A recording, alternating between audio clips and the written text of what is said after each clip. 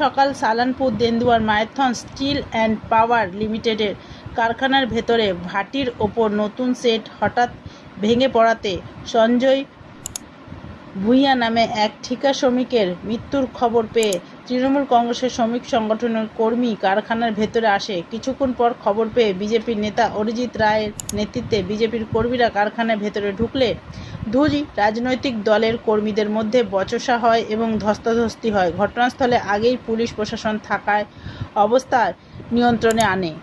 Green Asansol, clean Asansol. আমরা যেটা খবর পেলাম সকালবেলায় MSPL ফ্যাক্টরিতে ওদের যে ইউনিট 2 আছে, ইউনিট 2 এর একটা সেট যেটা ভাটির উপরে সেটটা থাকে সেই সেটটা আচমকা পড়ে যায়।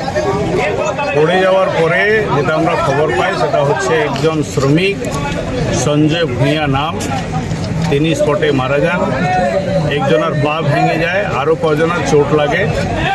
যাদের চোট লেগেছে তাদেরকে হসপিটালে পাঠানোর ব্যবস্থাটা সর্বপ্রথম আমাদের যারা শ্রমিক কর্মচারী আমাদের আছে তারাই ব্যবস্থাটা করে।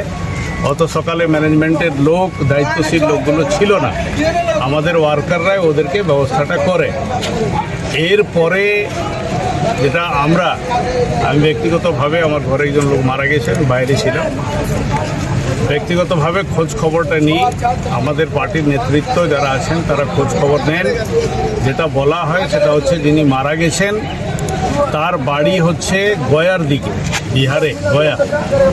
বাড়ির লোক আসুক, বাড়ির লোক এলে যেভাবে অন্য কোনো জায়গায় ঘটনা ঘটলে এটা ক্ষতিপূরণ নিয়ে যে ফয়সলাটা করা হয় সে ফয়সলাটা করা হবে। সেটা হসপিটালের ট্রিটমেন্টে আছে, আমার বলাটা ওটা ঠিক হবে না।